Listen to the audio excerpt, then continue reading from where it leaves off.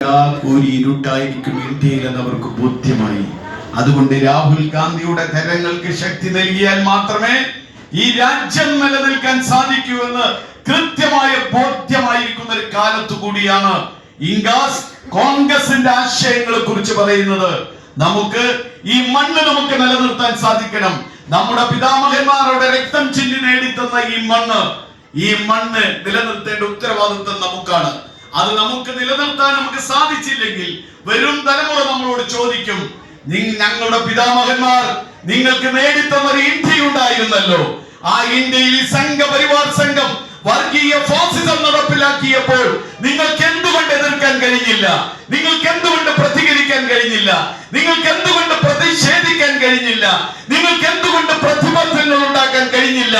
അതുകൊണ്ടല്ലേ ഞങ്ങൾ ഇന്ന് എല്ലാം അസ്തമിച്ച ഇന്ത്യയിൽ, ജനാധിപത്യമില്ലാത്ത ഇന്ത്യയിൽ, മതനിരപേക്ഷതയില്ലാത്ത ഇന്ത്യയിൽ, ഈ മതരാജ്യത്ത് ഞങ്ങൾക്ക് കഴിയേണ്ടി വന്നത് എന്ന് നമ്മളോട് ചോദിക്കുമ്പോൾ ആ ചോദ്യത്തിന് ഉത്തരം പറയേണ്ടവർ ഞാനും നിങ്ങളുമാണ്.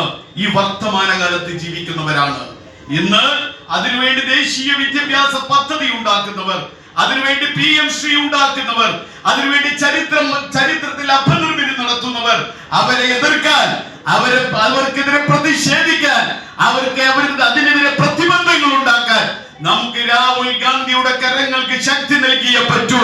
ഇല്ലെങ്കിൽ ഈ ഇന്ത്യയില്ല എന്ന് നമുക്ക് ഉറപ്പിക്കാം. വരും തലമുറയോടുകൂടി നമ്മൾ ചെയ്യുന്ന ഏറ്റവും വലിയ അപരാധമായിരിക്കും അത് എന്ന് മാത്രം ഓർമ്മിപ്പിക്കും.